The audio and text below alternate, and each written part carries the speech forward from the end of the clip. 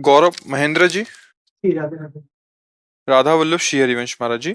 महाराज जी, मैं एक private bank Lucknow में ब्रांच मैनेजर हूँ। पिछले कुछ महीनों से यूट्यूब के माध्यम से आपका सत्संग व विचार सुन रहा हूँ।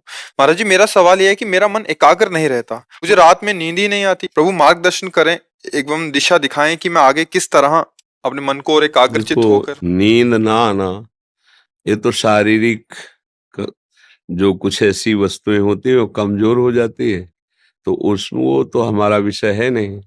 अच्छा, ऐसा तो नहीं है कि भाई भजन करते करते ऐसी सात्विक स्थिति आ गई कि तमोगुण का नाश हो गया तो नींद का कोई, तो उसकी कोई शिकायत फिर नहीं होती, क्योंकि जो नींद को विश्राम स्थिति इंद्रियों को नींद में मिलती है वो भजन से मिल जाती है।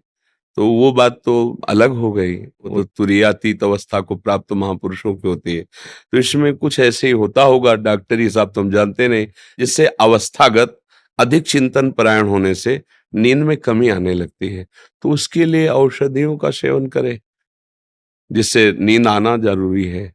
संसार के मार्ग में चलने के लिए इंद्रियों को 4-5 घंटे संसार का विस्मरण चाहिए।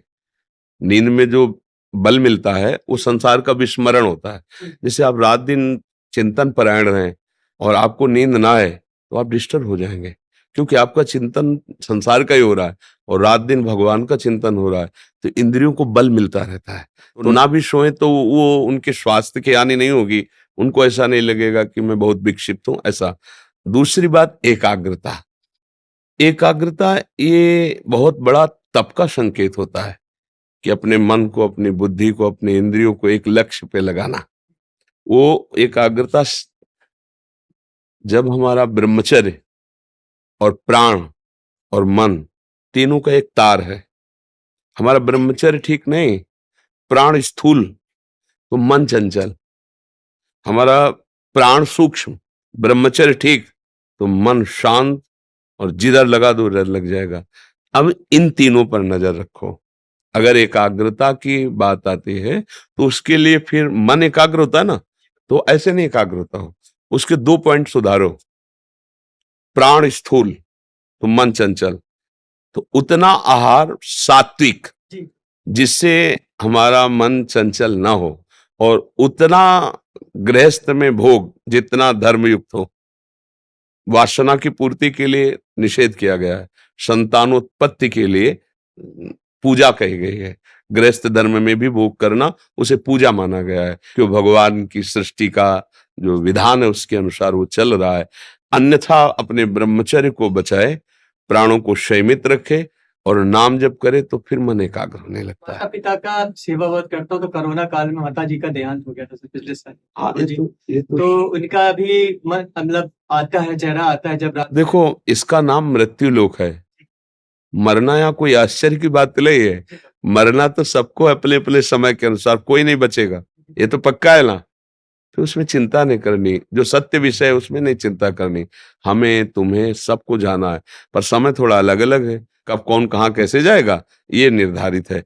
तो जो पधार गया, अब उसके विषय में ज्यादा चिंता नहीं करना। मोह के कारण हम ऐसा चिंतन करते हैं कि हमारे आगे उनका चेहरा आता है, उनकी स्मृति में आप कभी नहीं आएंगे, कभी नहीं आएंगे। क्योंकि जैसे पीछे के आप माता पिता को याद करते हैं क्या, पीछे जन्म के, पीछे के घर परिवार को नहीं याद करते ना, ऐसे वो जीव जो स्त्री शरीर में तुम्हारी माँ बना के वो दूसरे जीव में गया, खत्म खेल तुम्हारा। ऐसे अब तुम उसको लिए बैठे रहो, राग नहीं, राग त्यागो।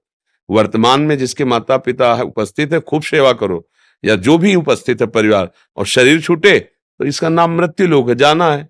रोने धोने की जरूरत नहीं, विवेक से सोचो, जाना है भाई, जाना है। वो हमारे नहीं थे, उनको जाना है, ये तुम्हारा नहीं है, ये छूटेगा। सत्संग का तो यही लाभ है ना कि विवेक ज्ञान जागृत हो जाए और नाम जप करो। जब से प्रभु आपका सत्संग सुनना शुरू किया है, मतलब केवल बैंक में भी जब बैठा रहता हूँ तो कहीं ना कहीं आपका वीडियो देखता रहता हूँ, तो मुझे इतना कॉन्फिडेंस डेवलप हो गया आपका देखने से, तो मैं इसीलिए आपके पास आया। हाँ, भगवान की बड़ी कृपा है जो आप सत्संग सुनते हो।